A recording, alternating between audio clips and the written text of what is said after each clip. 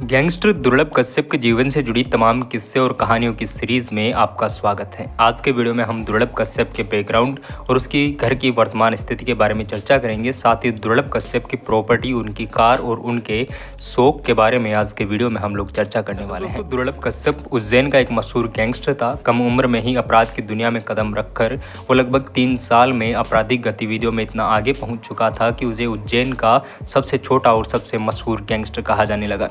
हमें जब कमेंट आते हैं तो पहले दुर्लभ कश्यप से रिलेटेड इंडिया के कमेंट आते थे, लेकिन उसके बाद हमें नेपाल, पाकिस्तान, अफगानिस्तान जैसी कई सारी कंट्रियों से दुर्लभ कश्यप के फैंस के मैसेज आने लगे। अभी काफ़ी समय से कोई भी चैनल दुर्लभ कश्यप के ऊपर वीडियो नहीं बना रहा था, इसलिए हमें कई सारे कमेंट आए कि दुर्लभ कश्यप की वर्तमान हालातों पर चर्चा की जाए और दुर्लभ कश्यप की प्रॉपर्टी के बारे में हमें बताया जाए। दरअसल दोस्तों, दुर्लभ कश्यप उज्जैन का एक मशहूर गैंगस्टर था। लगभग 16 साल की उम्र में वो अपराध की दुनिया में इतना आगे बढ़ चुका था कि उसका वहाँ पर कोई भी सानी नहीं था। दुर्लभ कश्यप के पिता उज्जैन में एक पेशेवर थे और उज्जैन के ही एक मशहूर कारोबारी थे। दुर्लभ कश्यप के पिता कारोबारी होने के साथ ही दुर्लभ कश्यप की माता श्रीमती पद्मा पांड्या एक पैसे से अध्यापिका थी और मशहूर अध्यापिका थी। दुर्लभ कश्यप के पिता और माता अच्छी खासी तनख्वाह कमा लेते थे कि दुर्लभ कश्यप एक मशहूर उद्योगपति का बेटा कहा जाता था। दुर्लभ कश्यप जब बचपन में था तो उसके 2 घर हुआ करते थे, एक उज्जैन में और दूसरा इंदौर में। हालांकि अब भी वो दोनों घर वैसे ही हैं। लगभग 1.5 करोड़ की उनकी कीमत बताई जाती है। दुर्लभ कश्यप के जाने के बाद उसके पिता लगभग अकेले से हो गए हैं।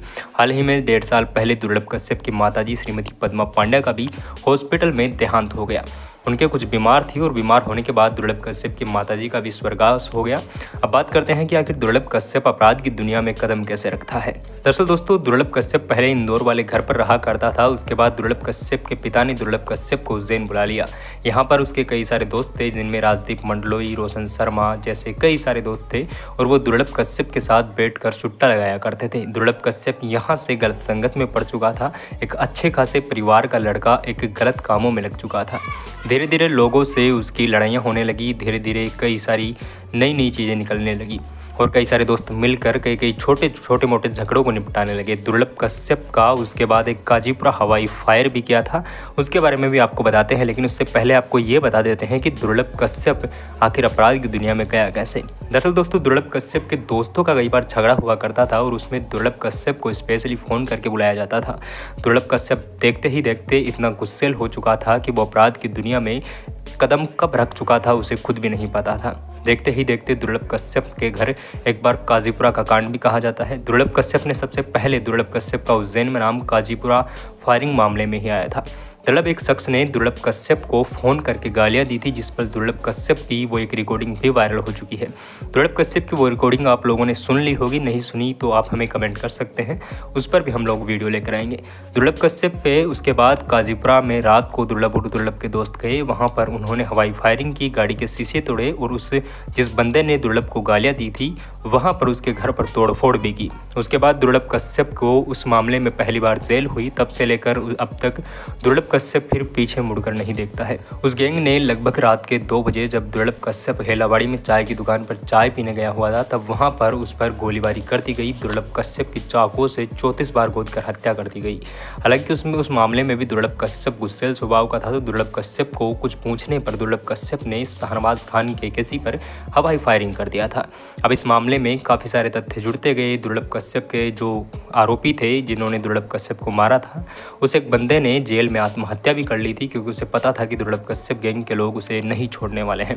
उसके बाद दुर्लभ कश्यप के जाने के बाद दुर्लभ कश्यप के गाड़ी और उनके शौक के बारे में बताते हैं। दुर्लभ कश्यप के घर पर एक टोयोटा, दुर्लभ कश्यप की 2 बाइक वहाँ पर थी, जिनमें एक R15 बताई जाती है और एक छोटी गाड़ी बताई जाती है। दुर्लभ कश्यप के पास गाड़ियाँ का काफ़ी ज़्यादा जखीरा था, गाड़ियों का शौक था। लगभग 2 या 3 से ज़्यादा उसके पास गाड़ियाँ थी। दुर्लभ कश्यप के पिता का मशहूर कारोबारी होने के कारण काफ़ी सारे पैसे भी थे। दुर्लभ कश्यप के पास किसी चीज़ की कोई कमी नहीं थी। हालांकि दुर्लभ कश्यप अब यहाँ से जा चुका है। दुर्लभ कश्यप के बारे में ये कहा जाता है कि दुर्लभ कश्यप ने उसके बाद कई सारे कांड पर कांड किए। दुर्लभ कश्यप की गैंग उज्जैन में मशहूर गैंग हुआ करती थी। उज्जैन में जब SP सचिन अतुलकर थे, तब उस वक्त दुर्लभ कश्यप को जेल भी हुई थी। दुर्लभ कश्यप और उसकी गैंग की पूरे उज्जैन में एक रैली भी निकाली गई थी पूरे गैंग की, जिसमें लगभग 18-19 लोग शामिल थे। इसके बाद सचिन अतुलकर ने जेल में दुर्लभ कश्यप को ये भी कहा था कि अगर तू जेल में है तभी तक सेफ है क्योंकि तूने दुश्मन बहुत ज़्यादा पाल लिए हैं। अगर तू जेल से बाहर जाएगा तो तू या किसी भी गैंगस्टर के द्वारा मरवा दिया जाएगा। और दोस्तों हुआ भी कुछ ऐसा ही। दुर्लभ कश्यप बाहर आता है। दुर्लभ कश्यप की ज़िंदगी वैसे ही चल रही थी, लेकिन लगभग उसके कुछ टाइम बाद ही केकेसी गैंग, जो कि हेलावाड़ी की मशहूर गैंग कही जाती है, दुर्लभ कश्यप के जाने के बाद दुर्लभ कश्यप के गैंग के लोगों ने दुर्लभ कश्यप की गैंग को संभाले रखा, जिनमें रोशन शर्मा, कुणाल डोरेमोन, चैन सी के जैसे कई सारे बड़े नाम आते हैं। हालांकि दुर्लभ के मरने के बाद दुर्लभ कश्यप के दोस्त वहां से भाग गए थे और दुर्लभ कश्यप के पिता ने अपने एक इंटरव्यू में भी कहा है कि दुर्लभ कश्यप की मिट्टी उठाने भी उसके दोस्त नहीं आए। खैर, दुर्लभ कश्यप के दोस्त कौन सही था कौन गलत था इस पर हम लोग बात नहीं करते हैं। फिलहाल ये बात करते हैं कि दुर्लभ कश्यप के जाने के बाद उसकी गैंग को कौन ऑपरेट करने लगा। इसमें लगभग 3 लोगों के नाम आते हैं, जिनमें रोशन शर्मा, चयन सीके और कुणाल डोरेमोन। सबसे पहले कुणाल डोरेमोन की बात करते हैं। कुणाल डोरेमोन दुर्लभ कश्यप का बदला लेने के लिए उज्जैन में ही बाबा सिराज पर चाकूबाजी कर देता है और उसे धारा 307 के कारण वहां से गिरफ्तार कर लिया जाता है।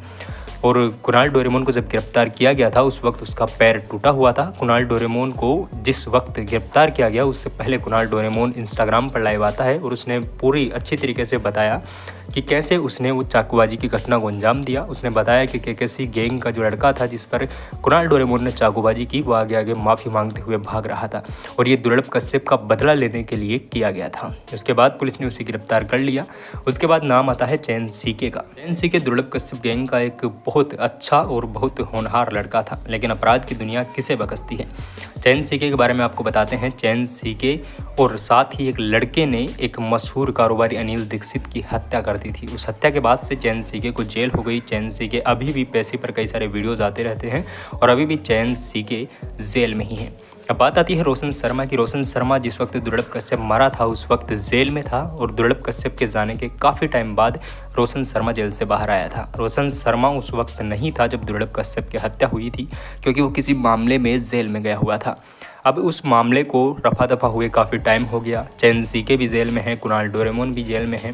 दुर्लभ कश्यप का खास दोस्त कहा जाने वाला राजदीप मंडलोई ने खुद को इन सारी चीज़ों से अलग कर लिया और वो अलग अपना सब कुछ कर रहा है। ना वो उज्जैन में है, ना वो इंदौर में है, बल्कि वो अपनी ज़िंदगी और कहीं जी रहा है।